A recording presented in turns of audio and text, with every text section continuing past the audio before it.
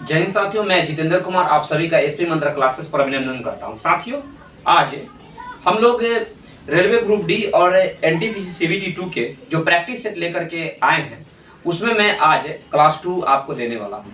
इसके माध्यम से साथियों मैं आपको जो भी प्रश्न कराने जा रहा हूं वह एग्जाम के बेसिस पर काफी महत्वपूर्ण है और इसी से प्रश्न साथियों आपको आएंगे। बस आपसे निवेदन है कि आप वीडियो को शुरू से अंत तक देखिएगा और अच्छी तरह से साथियों अपने रियल लाइफ में इसे जोड़ते हुए आप इसे हल कीजिएगा। सारे प्रश्न बनेंगे साथियों, और वीडियो चूंकि साथियों मैं छोटा वीडियो बनाता हूं इसलिए आप इसे पूरी देखिए, ठीक है। कभी भी ये हमेशा ध्यान में रखिएगा, वीडियो के क्वालिटी पर मत जाइएगा साथियों। ये देखिएगा कि क्या मैं आपको थोड़ा सा भी ज्ञान दे रहा हूं या नहीं दे रहा हूं, क्या मैं आपको समझा पा रहा हूं कि नहीं पा रहा हूं। तो ऐसा सिचुएशन में आपको आपसे आपके दिल से पूछना है, आप स्वयं पूछिएगा। और साथियों हाँ, चैनल को अभी तक आपने सब्सक्राइब नहीं किया है और बेल आइकन भी नहीं दबाया है, और साथियों जो अभी वीडियो को लाइक भी नहीं किया है तो मत कीजिए अभी। बस वीडियो को शुरू से अंत तक पहले एक बार देख लीजिए, यदि आपका दिल कहे ना तभी लाइक कीजिएगा और सब्सक्राइब भी कीजिएगा साथियों, ठीक है। तो चलिए इसके क्लास को हम लोग शानदार बनाएंगे। बस निवेदन है आपसे कि आप हमारे इस वीडियो में शुरू से अंत तक बने रहिएगा और देखिएगा, सब कुछ आपको पूरे बेसिक से मैं आपको बताऊंगा और अच्छी तरह से सारे सवाल को मैं मिक्स करके लाया हूं आपके समक्ष, जो आपके एग्जाम के लिए महत्वपूर्ण है। ध्यान दीजिएगा साथियों, देखिएगा हमारा पहला सवाल क्या कहता है। ये हमारा क्लास 2 वीडियो है साथियों, ठीक है। दूसरा वीडियो है प्रैक्टिस सेट का, ठीक है। और मैंने टारगेट 90 बैच पर बहुत सारे वीडियो को अपलोड भी कर दिया चैप्टर वाइज करके, ठीक है, ठीक है। तो ध्यान दीजिएगा, कहता क्या है कि यदि x अनुपात y बराबर 6:5 और z अनुपात y बराबर 9:25 है तो x अनुपात z का अनुपात क्या होगा। ध्यान दीजिएगा साथियों, क्या कहता है यहाँ पे, कह रहा है कि x अनुपात y बराबर कितना है 6:5, ठीक है। अब यहाँ पे दिया हुआ है z अनुपात y। अच्छा एक बात बताइए, ये x और y के रेशियो में है तो क्या हम इसको थोड़ा सा उलट दे तो कोई दिक्कत है क्या? नहीं है दिक्कत, सीधा हो जाएगा, ये y रेशियो z हो जाएगा, ठीक है ना। तो y का वैल्यू पहले कितना है 25 रेशियो कितना हो जाएगा 9 हो जाएगा। यहां तक में तो कोई दिक्कत नहीं है साथियों, गौर से देखिएगा। अब एक चीज देखिए, यहाँ पे मैं इसको क्या करूंगा, हमें बोला क्या है कि x रेशियो z का मान निकालना है। आप ऐसे इसको काट सकते हैं, आप इसको तिरछा तिरछी ऐसे काट सकते हैं, ठीक है। जहां तक आपको सहूलियत हो आप काट सकते हैं। इससे अगर ये काटिएगा तो ये तो कट जाएगा, तो हमें निकलेगा कितना x रेशियो z बराबर क्या होगा। देखिए तो इसको काटेंगे यदि हम तो क्या होगा, ये 3 कॉमन लेंगे तो 3 दूना 6 और ये 3 तिहाई 9, 5 से ये कट जाएगा 25 बार में, यहाँ पे 1 बचा, ठीक है। अब इसको आप गुना कर दीजिए, 5 दूना 10, ये 3 एकम 3, यानी कि 10:3 हमारा परम सत्य उत्तर हो जाएगा साथियों। कहीं कोई दिक्कत है क्या? कोई दिक्कत नहीं होगा। बस मैंने आपको ये सब पढ़ाया था साथियों, ठीक है। अगर आप नहीं देखे वीडियो तो आप एसपी मंत्रा क्लासेस चैनल पर जाइए, प्ले लिस्ट भी बना हुआ है, पिछले बहुत सारे वीडियो को मैंने चैप्टर वाइज आपको पूरा टारगेट के रूप में मैं आपको पढ़ाया था और चैप्टर वाइज मैंने ग्रुप डी का भी आपको कराया है, ठीक है ना। और रेलवे का एसएससी का जो भी है क्वेश्चन वगैरह उस सभी से तो आते हैं, पैटर्न तो एक ही रहता है सबका। क्वेश्चन का जो सिलेबस है साथियों सब समझिए कि मिलता जुलता रहता है, ठीक है ना। बस आप जिस चीज का भी तैयारी कर रहे हैं उस चीज को पूरे अच्छी तरह से मेहनत कीजिए, ठीक है, सफलता जरूर मिलेगा। ध्यान देखिएगा साथियों, प्रश्न उसमें मैथ का वैसा ही रहता है, मिलता जुलता। देखिएगा दूसरा प्रश्न हमारा क्या कहता है, इसका ऑप्शन क्या हो जाएगा, बी नंबर आंसर हो जाएगा, ठीक है। हमारा दूसरा सवाल कहता है साथियों कि यदि एक वर्ग के विकर्ण की लंबाई 14 सेंटीमीटर है तो वर्ग का क्षेत्रफल क्या होगा। साथियों गौर से देखिएगा, विकर्ण की लंबाई वर्ग में क्या होता है √2 इंटू भुजा, कितने के बराबर 14 के, तो भुजा क्या होगा 14/√2 होगा कि नहीं होगा, होगा। तो हमें कहता है कि इसका क्षेत्रफल निकालिए, तो क्षेत्रफल क्या होता है a स्क्वायर, a स्क्वायर बराबर क्या होगा 14/√2 इंटू 14 में क्या हो जाएगा √2, ये 14 का मतलब क्या होगा 14 गुने 14 बट्टा में √4, ये √2 इंटू √4, ये 2 बाहर आ जाएगा इसमें से, 2 7 14 और 14 7 कितना होता है 98 क्या हो जाएगा, यही हमारा परम सत्य उत्तर होगा साथियों। बात की गहराई समझ रहे मैं क्या कहना चाहता हूँ। पूरे आसान सा सवाल साथियों आपके एग्जाम में रहता है, 2 3 4 सवाल ऐसे होते हैं जो थोड़ा सा कैलकुलेटिव रहता है, किसी भी प्रकार के एग्जाम में बैठ जाइए उसमें 2-4 सवाल ऐसे होते हैं जो कि कैलकुलेटिव रहता है, पर वो भी आप बना सकते हैं। बस उस चीज को थोड़ा देर के लिए उसे छोड़कर ही एग्जाम में चलिएगा। जो बनने वाला प्रश्न होगा ना, सरसरी निगाहों से देखते हुए उसे बनाते हुए जाइएगा। जब आपका खाली समय बचेगा तो जो कैलकुलेटिव प्रश्न है उस पर वक्त देकर के आप प्रश्न को हल कर सकते हैं। ठीक है, बस ध्यान दीजिएगा साथियों। तो यहां तक साथियों कोई दिक्कत नहीं है, आप इसे नोट कर सकते हैं। अगले प्रश्न की ओर प्रवेश करेंगे। पूरे शिद्दत के साथ साथियों मैं आपको पढ़ा रहा हूं। सारे प्रश्नों को मैंने एग्जाम के बेसिस पर एकत्र करके आपके सामने उपस्थित किया हूं। ठीक है, बस मैं चाहता हूं कि आप इसे अच्छी तरह से अपने रियल लाइफ में उतारें और प्रश्नों को सीखें और पूरी तरह से साथियों सफलता को प्राप्त करें। हमारा ये इसका आंसर क्या हो जाएगा? Option B. ठीक है, तीसरा सवाल क्या करता है, देखिएगा यहाँ पे तीसरा सवाल क्या करता है। कहता है कि 10,640 रुपए की राशि पर x वर्ष में 5% साधारण ब्याज की दर से 3724 रुपया ब्याज प्राप्त होता है, तो x का मान क्या होगा? जानते हैं यहाँ पे x क्या है? समय है। समय हमें पता नहीं है साथियों, पर क्या क्या पता है? समय तो हमें पता नहीं है, पर हमें प्रिंसिपल पता है। ये हमारा जो प्रिंसिपल है सो पता है, और रेट पता है, और ब्याज भी पता है। गौर से देखिएगा, कितना ब्याज है? 3724 रुपया। कितना पर मिल रहा है? 10,640 रुपए पर। कितने परसेंट के रेट पर? 5% के रेट पर। कितने साल में? 100 साल में। बट्टा में कितना हो जाएगा? 100। क्लियर है?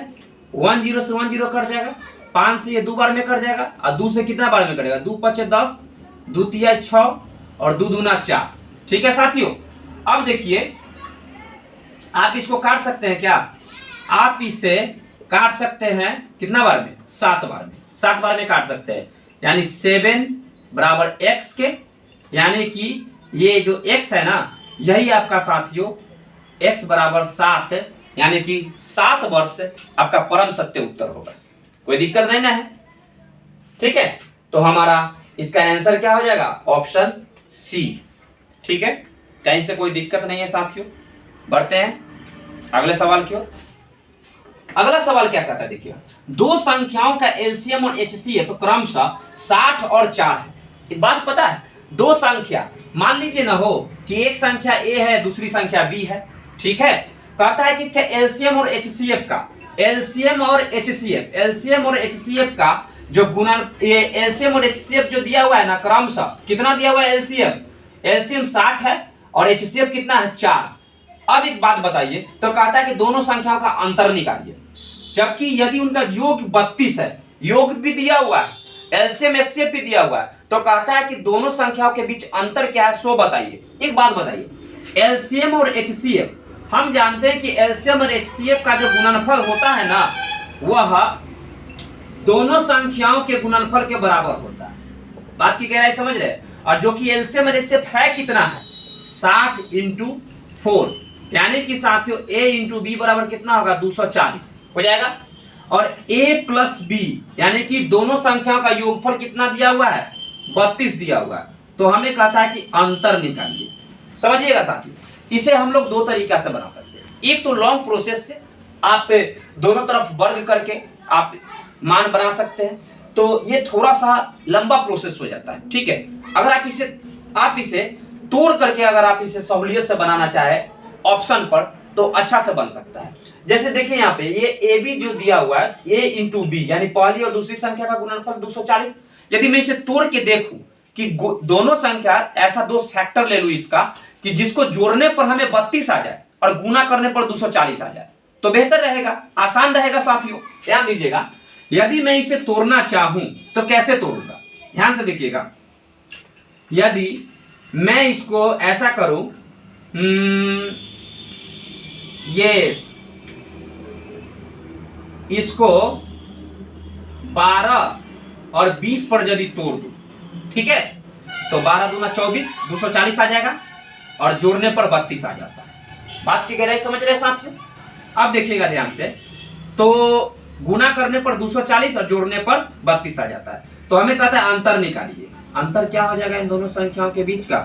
8। कितना आ जाएगा अंतर? 8 का, यानी कि ऑप्शन ए हमारा परम सत्य उत्तर हो जाएगा। कहीं पे कोई दिक्कत है क्या? नहीं ना है? फिर से देख लीजिए। हम जानते हैं, आप पढ़े होंगे साथियों, कि एलसीएम और एचसीएफ का जो गुणनफल होता है दोनों संख्याओं के गुणनफल के बराबर होता है। ठीक है, बस मैंने वही तो किया है ना। और योगफल दिए हुए था, हमने इसका फैक्टर निकाल दिया। फैक्टर दो टर्म में हमें टूट करके प्राप्त हुआ, दो संख्या मिला, उनके बीच का अंतर निकाल दिए। ठीक है, अगले सवाल की ओर प्रवेश करेंगे। ध्यान दीजिएगा साथियों। चलिए, याद रखिएगा साथियों, मेहनत विद्यार्थी ही करता है और एक टीचर जो होता है ना, वह विद्यार्थी के लिए उसके मार्गदर्शन का काम करता है। तो हमेशा याद रखिएगा, आप जितना मेहनत कीजिएगा ना, वह आपका अपना होगा और आपके मेहनत के बल पर ही आपको सफलता मिलेगा। कोई भी टीचर आपको घोर के नहीं पिला सकता है।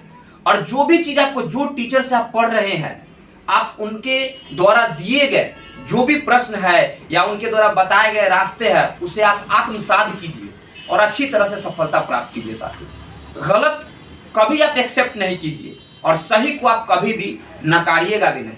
सही को हमेशा एक्सेप्ट कीजिएगा और जब आपका दिल और दिमाग है ना, वही काम कीजिएगा।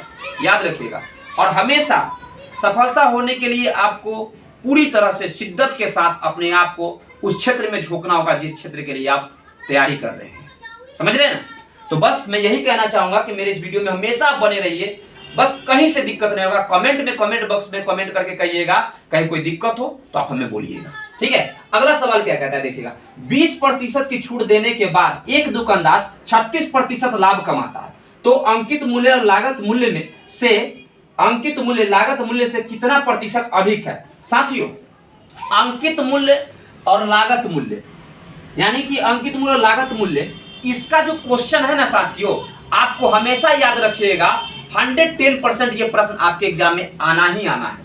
ये पूछे जाते हैं इससे सवाल, इसमें आप कोई दो मर्चा नहीं कर सकते कि नहीं आता है। ये आपके VVI सवाल है साथियों, याद रखिएगा हमेशा, वेरी वेरी इंपॉर्टेंट सवाल है। ये आएंगे ही आएंगे एग्जाम में।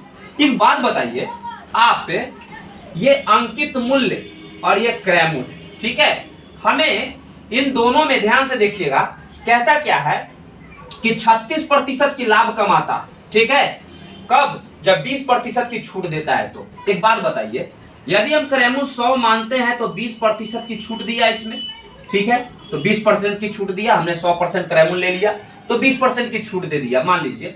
तो ये कहता क्या है कि ये कितना प्राप्त करता है, 36% की लाभ कमाता है। इसका मतलब है साथियों कितना, 100 प्लस में 36 लाभ कमाएगा ना।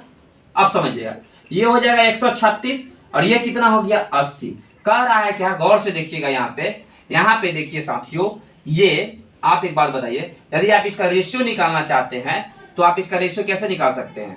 तो आप इसका रेशियो निकालिए, 17 से लगाइए, 17 है या 36 से, है ना, और 8 दाएं के 80। कोई दिक्कत है क्या? नहीं ना। हमने क्या किया, गौर से देखिएगा, हमने क्या किया, 17 से इसको काटा तो ये 17 है या 36 से और 8 दाएं के 80। क्लियर है साथियों, कोई दिक्कत तो नहीं है। चलिए, यानी कि 17:10, यानी कहने का मतलब क्या है, इससे बड़ा कितना है 7 का, किसके रेस्पेक्ट में, 10 के रेस्पेक्ट में। कितना प्रतिशत, तो प्रतिशत के लिए 100 से गुना कर दीजिए, ये कितना होगा, 1 0 से 1 0 कर जाएगा, यानी कि 70% साथियों अंकित मूल्य क्रय मूल्य से ज्यादा है। कोई दिक्कत है क्या? नहीं है दिक्कत, ए नंबर ऑप्शन हो जाएगा। नहीं समझे तो फिर से एक बार समझिए, गौर से देखिएगा क्या कह रहा है। यह है अंकित मूल्य और क्रय मूल्य, क्लियर है। मैंने क्रय मूल्य को 100% माना, तो इस पर कहता है कि जब 20% की छूट दिया तो 36% का लाभ प्राप्त हुआ। तो ये 36% का लाभ प्राप्त हुआ, यानी 20% छूट दे दिए तो 80 पर इसको क्या कर रखे, इसका क्रय मूल्य, तो 36% का लाभ, यानी 136 में बेचे। अब इसका मतलब क्या है कि इन दोनों के बीच का रेशियो हमने निकाल लिया, तो 17:10 आया। ये तो हो गया। कहता क्या है, कितना बढ़ गया लाभ, कितना बढ़ गया, तो लाभ बढ़ गया 7 रुपया का। कितना में बढ़ा, तो ये 10 के रेस्पेक्ट में बढ़ा, है ना। तो क्या परसेंट, तो 100 से गुना कर दिया। यानी कि साथियों ये हमें बोला था क्या कि अंकित मूल्य लागत मूल्य से कितना प्रतिशत अधिक है, यानी अधिक कितना है, अधिक या लाभ, एक ही बात कहिए ना। अधिक है कितना, 7 का, तो हमने निकाल लिया, तो 70% अधिक है। कहीं पे कोई दिक्कत है क्या? नहीं है दिक्कत। चलिए बढ़े कि यदि किसी वस्तु की लागत मूल्य उस लेख के विक्रय मूल्य से 20% कम है तो लाभ प्रतिशत क्या होगा। समझिएगा, लागत मूल्य जो है ना साथियों, कह रहा है कि विक्रय मूल्य से 20% कम है। गौर से देखिए, यदि यहाँ पे लागत मूल्य को आप अगर यहाँ पर लेकर के चलिए, किससे कहता है, विक्रय मूल्य से 20% कम है लागत मूल्य। अगर आप विक्रय मूल्य को ही 100 मान ले तो कोई दिक्कत है क्या? बोलिए, कोई दिक्कत है? नहीं होना चाहिए कोई दिक्कत। यदि मैं विक्रय मूल्य को 100% मान लूं, मान लीजिए कि मैंने माना विक्रय मूल्य है ये, ठीक है, विक्रय मूल्य को अगर मैंने 100 माना तो इसका लागत मूल्य क्या हो जाएगा? तो लागत मूल्य कितना हो जाएगा साथियों? गौर से देखिएगा, गौर से देखिए, लागत मूल्य कितना हो जाएगा? कहता क्या है कि 30% विक्रय मूल्य से कम है, यानी कि 70 हो जाएगा, यानी 1 0 से 1 0 कट जाएगा, 7:10। अब गौर से देखिए, तो कहता है कि लाभ प्रतिशत क्या होगा? तो लाभ कितना हो रहा है? 3 का हो रहा है। कितना में हो रहा है? 7 के रेस्पेक्ट में हो रहा है। अब गुने 100 से गुना करेंगे तो प्रतिशत में बदलेगा। ये क्या हो जाएगा? 300। अब बट्टा में कितना होगा? 7। ये इसको काटिए, 7 चौक 28, 2 0, और ये हो जाएगा 7 दूना 14, 6 0 पॉइंट 7 8 56, ठीक है, 4 0 और 7 5 35, ठीक है ना, 7 8 56, और ये 10 में से 6 गया तो 4 0, 7 5 35, 7 7 6 42, यानी कि 42.8 लगभग इतना ही आएगा। ऑप्शन है क्या? 42.8। चलिए, क्या होगा साथियों इसका आंसर? 42.86 इसका आंसर हो जाएगा। कहीं पे कोई दिक्कत है क्या? नहीं ना दिक्कत। फिर से एक बार, ये क्रय मूल्य और विक्रय मूल्य है। हमें बोला है क्या कि विक्रय मूल्य जो है ना, विक्रय मूल्य से लागत मूल्य जो है ना वह कितना है? 30% कम है। तो विक्रय मूल्य को 100 माना तो 30% कम है तो 70 हो गया। इन दोनों के बीच में कहता है कि हमें लाभ प्रतिशत निकालिए, तो ये लागत मूल्य से कितना ज्यादा है? 3 रुपया ज्यादा है। इसका मतलब क्या है? लाभ हुआ 3 रुपया। कितना में? तो क्रय मूल्य कितने रेस्पेक्ट में देखा जाता है? लाभ होता है कि हानि होता है? तो हमने क्रय मूल्य को नीचे रख दिया, 100 से गुना कर दिया, यही हमारा आंसर आ गया साथियों। बोलिए, यहाँ तक में कोई दिक्कत तो नहीं ना है? मुझे आशा है साथियों कि कोई भी प्रकार के यहाँ तक में आपको दिक्कत नहीं हुआ होगा। तो साथियों, वीडियो कैसा लगा आप नीचे कमेंट बॉक्स में कमेंट करके जरूर बताइएगा। दिल कहे साथियों तो लाइक और शेयर जरूर करिएगा साथियों। यदि दिल ना कहे तो नहीं कीजिएगा। बस आपसे यही निवेदन है कि आप सिलेक्शन प्राप्त कीजिए और जल्द से जल्द साथियों बढ़िया गाड़ी पे चढ़िए और अपने माता पिता के सपनों को पूरा कीजिए साथियों, ठीक है। तो चलिए, मिलते हैं कल के नेक्स्ट वीडियो में। खुश रहिए, मोटिवेट रहिए। कल मिलते हैं। कल आज मैं छोटा वीडियो ही बनाया हूँ, कल थोड़ा सा बड़ा वीडियो बनाऊंगा और अच्छी तरह से साथियों उसको आपको लेकर के चलूंगा, पूरे प्रश्न को और लेकर के आऊंगा उसमें, ठीक है। जय हिंद।